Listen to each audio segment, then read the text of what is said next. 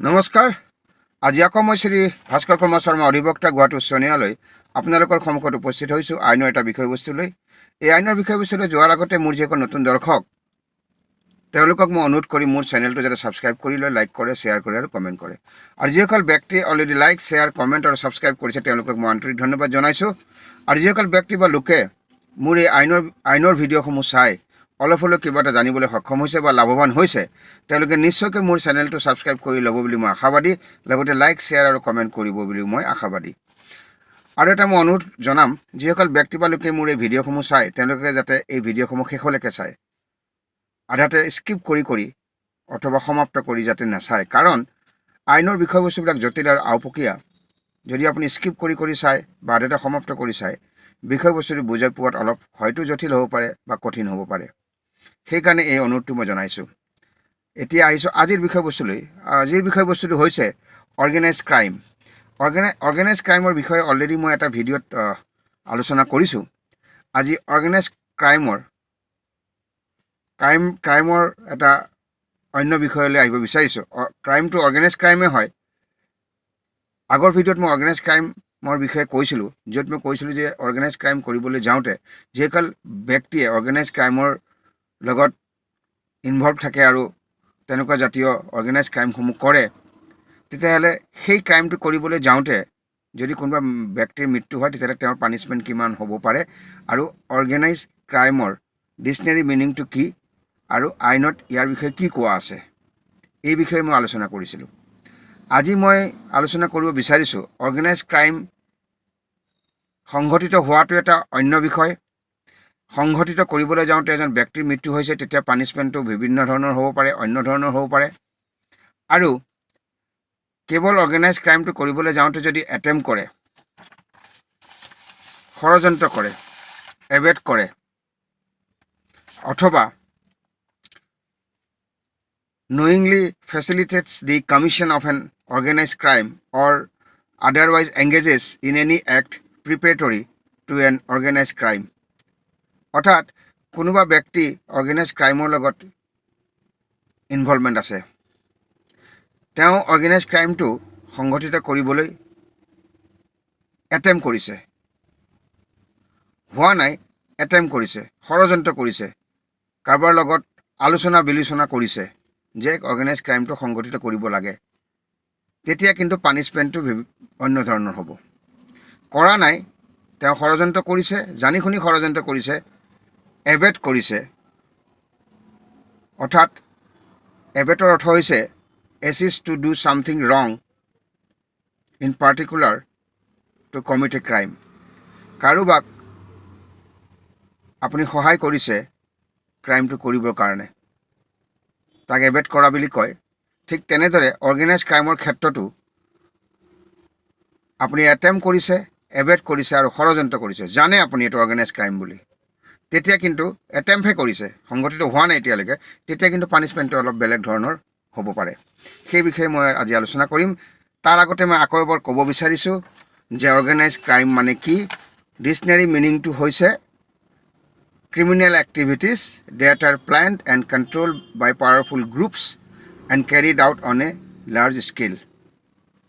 Dictionary মিনিংটো হৈছে unlawful কেতবোৰ ক্ৰিমিনেল এক্টিভিটিছ যদি গ্ৰুপ অফ পাৰ্চনে কৰে লাৰ্জ স্কেলত, আৰু সেই যিটো গ্ৰুপক কণ্ট্ৰল কৰিব পাৱাৰফুল মানুহে। এতিয়া এই অৰ্গেনাইজ ক্ৰাইম বুলি ক'লে কেনেকুৱা ধৰণৰ ক্ৰাইমবিলাক আহে আগতে কৈছোঁ মই, তাক আকৌ এবাৰ কৈ দিছোঁ। Kidnapping, robbery, vehicle theft, extortion, land grabbing, contract killing, economic offences, cyber crimes, trafficking of persons, drugs, weapons, illicit goods or services, human trafficking for prostitution or ransom, এইবিলাক অৰ্গেনাইজ ক্ৰাইমৰ ভিতৰত আহে। যদি গ্ৰুপ অফ পাৰ্চনে এনেকুৱা ধৰণৰ ক্ৰাইমবিলাক সংঘটিত কৰে তেতিয়াহ'লে organise crime এটা কৰা বুলি আমি ধৰি ল'ব পাৰোঁ। কিন্তু এই অৰ্গেনাইজ ক্ৰাইমটো কি কাৰণে কৰিব? To obtain direct or indirect material benefit including a financial benefit, অৰ্থাৎ এই যে ক্ৰাইমটো কৰিব তাৰ পৰা তেওঁলোকৰ মেটেৰিয়েল বেনিফিট হ'ব লাগিব, লগতে ফিনেন্সিয়েল বেনিফিটো হ'ব লাগিব, তেতিয়াহে অৰ্গেনাইজ ক্ৰাইম বুলি আমি ক'ব পাৰোঁ।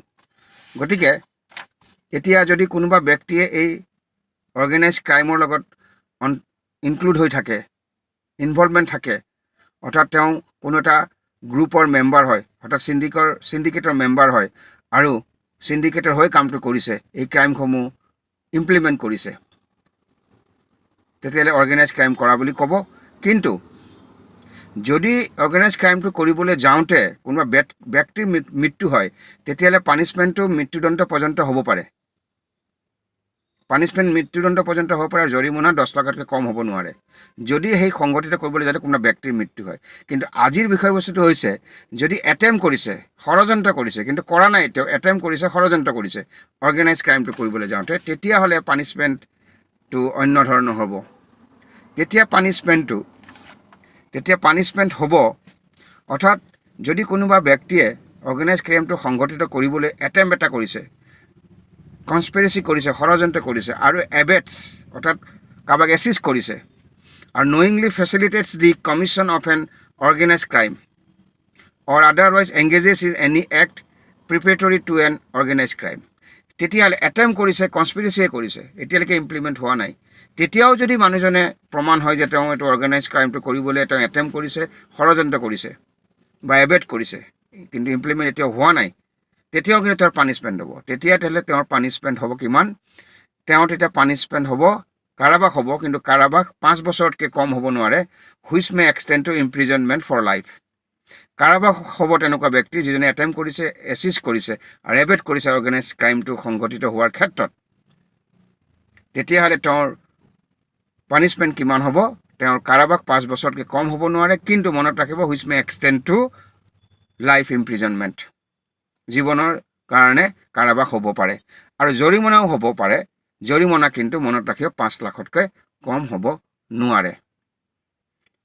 এই পানিছমেণ্টটো হ'ল অৰ্গেনাইজ ক্ৰাইমটো কোনো ব্যক্তিয়ে যদি কৰিবলৈ যায় বা মেম্বাৰে হওক চিণ্ডিকেটৰ বা চিণ্ডিকেটৰ হৈয়ে তেওঁ কৰিছে, মুঠতে তেওঁ অৰ্গেনাইজ ক্ৰাইমটো এটেম্প কৰিছে, কনস্পিৰেচি কৰিছে, ষড়যন্ত্ৰ কৰিছে আৰু এবেট কৰিছে, তেতিয়া কিন্তু তেওঁৰ মই যিখিনি উল্লেখ কৰিলোঁ তেনেকুৱা ধৰণৰ পানিছমেণ্ট হ'ব পাৰে।